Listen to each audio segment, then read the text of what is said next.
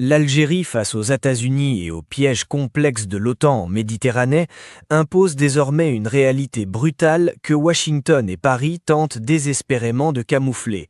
Le géant s'est réveillé et son premier souffle a fait trembler Paris jusque dans ses fondations les plus secrètes. Ce n'est plus une simple rumeur de chancellerie, mais une vérité explosive qui marque la fin d'une ère de soumission. Le masque tombe sur les faiblesses structurelles des puissances occidentales, alors qu'un secret d'État vient de filtrer des centres de commandement d'Alger, révélant une supériorité opérationnelle qui redéfinit la carte du monde. Le monde retient son souffle devant cette démonstration de force souveraine où l'Algérie, forteresse imprenable, dicte désormais ses conditions sur l'échiquier du gaz naturel et de la suprématie aérienne de 5e génération. Pourquoi l'état-major algérien a-t-il choisi la minute précise de 18h21 pour sceller ce basculement géopolitique et quels sont les risques réels pour les flottes étrangères qui osent encore défier le mur de fer de la souveraineté nationale ? Comment Alger a-t-elle transformé une crise mondiale de l'énergie en une victoire symbolique totale, forçant des officiers de l'ombre à s'asseoir sur des chaises en plastique pour reconnaître leur défaite ? Tout commence par un document que les officiels de l'Agence internationale de l'énergie auraient voulu garder sous clé. En ce mois d'avril 2026, leur rapport dresse un tableau apocalyptique.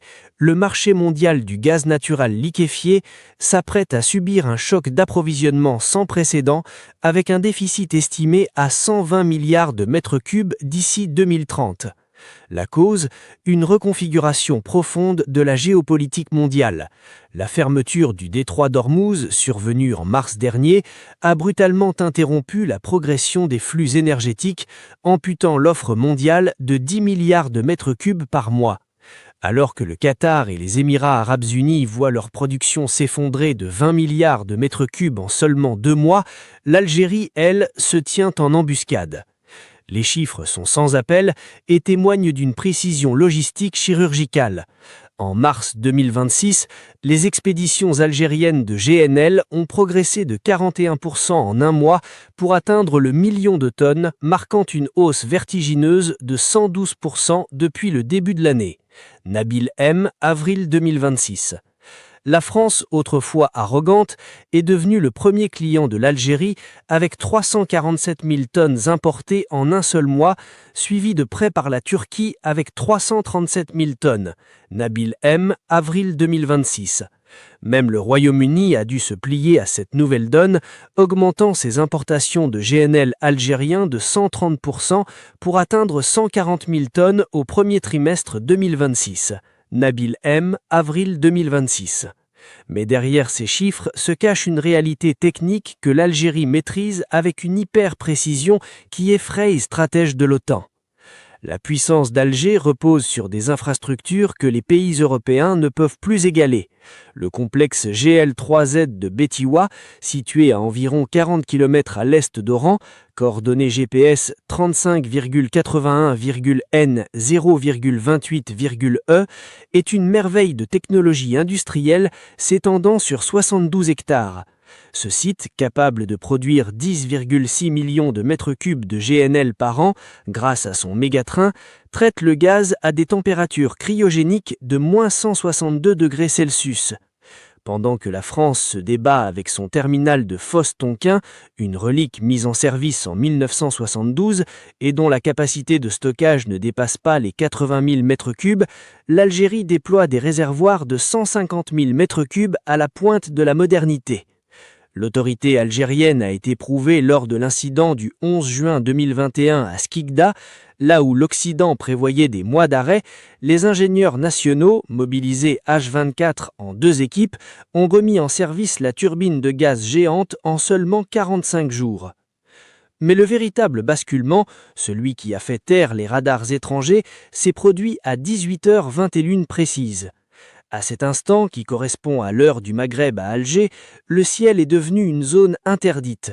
Les rapports de la 61e escadre de transport française, basée à Orléans-Brissy, décrivent une perte totale de signal au large des côtes algériennes. Ce n'était pas un accident. l'Algérie venait d'activer son secret le mieux gardé, le Su-57 Felon de 5e génération est désormais pleinement opérationnel sur la base d'Oum el-Bouaghi. Ce chasseur furtif doté du radar AESA numéro 036 Bielka avec ses 1514 modules émetteurs-transmetteurs surclasse radicalement le radar RBE-2 du Rafale. Équipé du missile R-37M capable d'atteindre une vitesse de Mach 6 et d'engager des tirs à 300 km de distance, le Su-57 algérien crée une bulle d'interdiction que même les systèmes les plus avancés de l'OTAN n'osent plus approcher. L'intégration de ce tueur d'AWS sur les Su-300 MKA modernisés au standard SM2 a triplé la portée d'engagement de l'armée de l'air algérienne en transformant chaque appareil algérien en une plateforme de destruction à très longue distance. Face à cette modernité insolente, les avions de reconnaissance électronique comme le Boeing WC-135 n'ont d'autre choix que de s'éloigner, compromettant leur mission d'espionnage. Le conflit symbolique a trouvé son apogée lors d'un incident resté confidentiel. Des officiers étrangers dont les navires avaient tenté une incursion non autorisée ont été interceptés par les corvettes MEKO A-200 et les sous-marins de classe Kilo armés de missiles calibre. La scène, décrite par des témoins de l'ombre, est humiliante pour l'adversaire. Ces stratèges d'outre-mer ont été conduits dans un poste de commandement de fortune et forcés de s'asseoir sur de simples chaises en plastique blanche pour signer leur acte de retrait immédiat. Cette image opposant la puissance technologique brute d'un État souverain à la fragilité bureaucratique d'un empire en déclin symbolise la victoire totale d'Alger. Le message est clair, ici vous n'êtes rien. Pendant que l'Europe se fragilise, l'Algérie verrouille ses alliances stratégiques. Le président Abdelmadjid Tebboune a fait de Rome le pivot de cette nouvelle ère lors du sommet de juillet 2025. L'Algérie est devenue le premier fournisseur d'Italie avec 20 milliards de mètres cubes en 2025, couvrant plus de 3/3 des besoins italiens.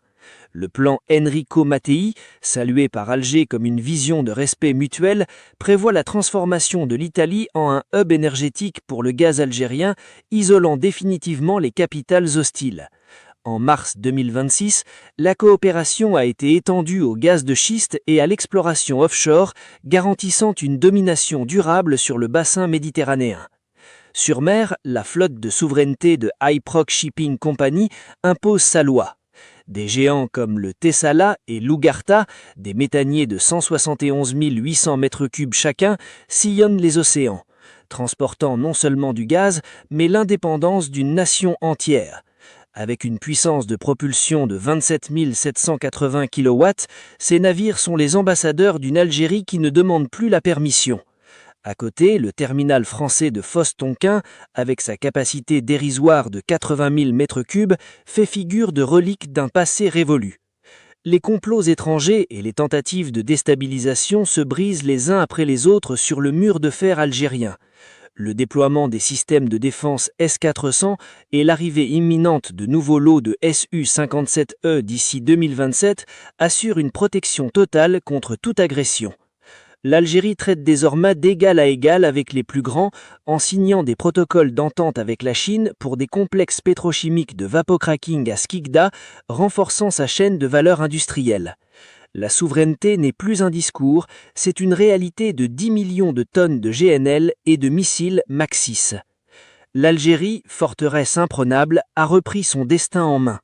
Elle est le pilier sur lequel repose désormais la sécurité énergétique de l'Europe et le verrou qui protège la Méditerranée. Les vérités choquantes sur l'impuissance des anciennes puissances coloniales ne peuvent plus être cachées. Le géant s'est réveillé à 18h21 et rien ne pourra plus l'arrêter. Si vous voulez accéder aux preuves exclusives du prochain dossier classé secret défense sur les nouvelles signatures radar détectées au large de nos côtes et les détails techniques de la mise à jour des sous-marins Kilo, cette vidéo doit atteindre les 10 000 j'aime. C'est votre mission patriotique de faire circuler cette vérité que les médias occidentaux tentent d'étouffer. La puissance ne se négocie pas, elle s'exerce. 10 000 j'aime pour la suite de cette investigation explosive. Vive l'Algérie souveraine!